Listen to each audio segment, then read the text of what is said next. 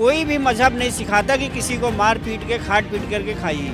ना योगी जी ऐसा कोई काम करने वाले हैं आपके लिए, और ना ही केंद्र सरकार ऐसा कुछ काम करने वाली। 10 आदमी आपके साथ नहीं चलते, आपका समय चलता है, वो समय है। सबसे ज़्यादा माकूल, सबसे ज़्यादा सुरक्षित अगर मुसलमान समझते हैं तो भारत में समझते हैं।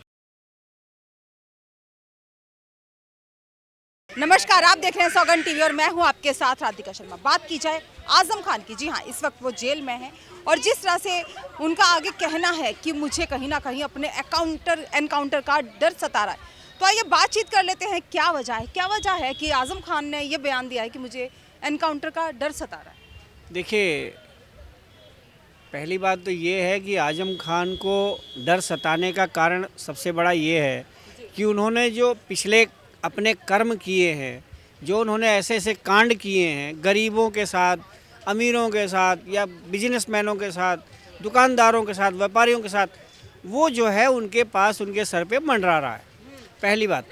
और जिसका किया कराया उन्होंने, जो आप कह लो समाजवादी पार्टी के साथ रहते हुए या उसके पहले और किसी पार्टी के साथ रहते हुए या व्यक्तिगत तौर से उन्होंने जो इतने बवाल किए हैं, इतने भ्रष्टाचार किए हैं, इतने लोगों को सताया है, गरीब की हाय ली है, वो चीज़ें जो है उसके उनके पास, उनके ऊपर अब मंडरा रही हैं।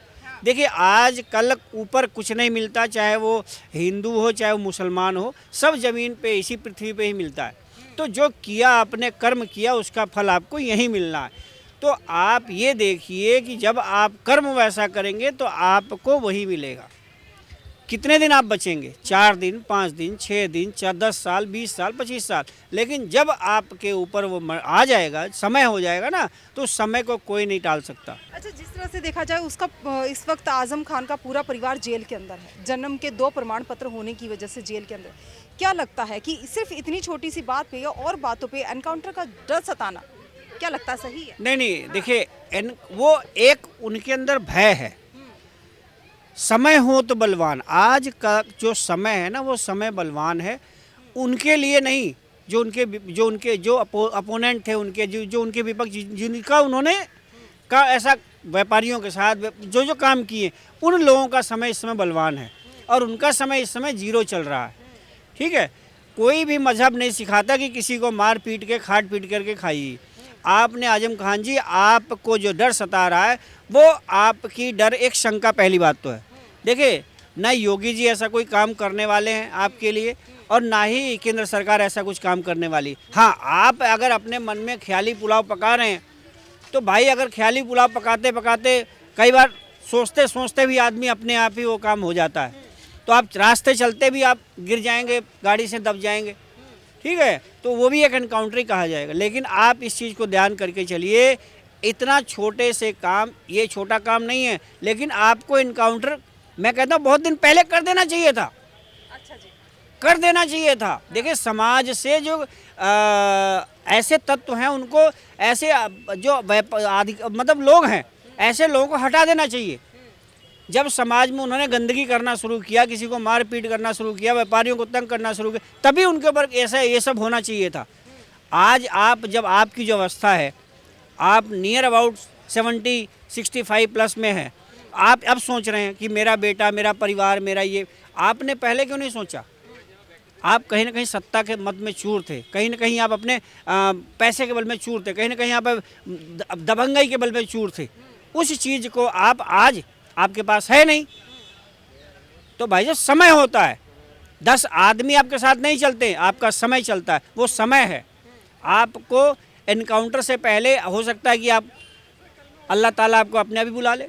अच्छा, साथ साथ में देखा जाए तो ये कहना भी है कि अलग धर्म से हैं इसलिए वो जेल में हैं, अगर अलग धर्म से नहीं होते तो जेल में नहीं होते। नहीं, देखिए, ऐसा इस समय ऐसा नहीं चल रहा है कि अलग, देखिए मैं बता रहा हूँ, अलग धर्म वाले, अलग जात वाले भी तो इसी देश में रह रहे हैं ना। सबसे ज़्यादा माकूल, सबसे ज़्यादा सुरक्षित अगर मुसलमान समझते हैं तो भारत में समझते हैं। पाकिस्तान पूरा मुसलमान है, अफगानिस्तान पूरा मुसलमान है, लेकिन वो लोग इस बात को कहते हैं कि हम सुरक्षित हैं, तो भारत के अंदर सुरक्षित हैं। आज जब भारत आज़ाद हुआ, उस समय भी जो पाकिस्तान नहीं गए लोग, जो मुसलमान यहाँ रहना चाहते तो रहे, उनके ऊपर कोई आपत्ति नहीं आई। और एक भाईचारे के नाते रहे, एक भाईचारे की वजह से भाई बन के रहे, तो वो आराम से रह रहे हैं। लेकिन जो भाई बन के कसाई बनना चाहेगा तो भाई उसकी कहीं पे पूछ नहीं है, ना उसकी कहीं पे जगह है, चाहे वो किसी भी तबके का हो, चाहे किसी भी जात से हो, किसी धर्म से हो, कहीं से भी हो। वो ये नहीं है कि उस धर्म के हैं इसलिए उनको ऐसा सताया जा रहा, नहीं। आपने अपने धर्म अनुयायियों को ही ठगा है, आप अपने लोगों को ही ठगाया, आपने चाचा को, भाई को, दामाद को, भतीजे को, सबको ठगाया आपने। आप ये देख लीजिए, आपने खुद अपना जात प्रमाण पत्र, अपना ये प्रमाण पत्र, अपना जन्म प्रमाण 10-10 बना लिए। क्या जरूरत थी भाई, क्यों आवश्यकता थी ऐसी? आप रामपुर में जाके देखिए, आज वही रामपुर है, तब कैसा था अब कैसा है। रामपुर में आपने एक काम अच्छा होने नहीं दिया, अलीगढ़ यूनिवर्सिटी में आपने अपना दबदबा बना के रखा। भाई क्यों बना के रखा? तो ये चीज़ें जो है अपने आप में ही कहीं ना कहीं उनको डर जो है बना हुआ है। उस डर का समाधान वो खुद कर सकते हैं, उस डर का समाधान वो खुद कर सकते हैं, और उनको भी पता है कि मैंने क्या क्या किया है और भविष्य में मेरे साथ क्या क्या होने वाला है। तो जिस तरह से कहते हैं अपना क्या खुद को पता होता है, जिस तरह से आजम खान को डर सता रहा है कि उनका एनकाउंटर किया जा सकता है, क्या ये सही है? आपकी क्या राय, अपनी राय हमारे साथ ज़रूर साझा करें। इन्हीं सब खबरों के लिए जुड़े रहिए हमारे साथ, देखते रहिए सौगंध टीवी। कैमरामैन किशन के साथ राधिका शर्मा। आप देख रहे हैं सौगंध टीवी, सौगंध वतन की।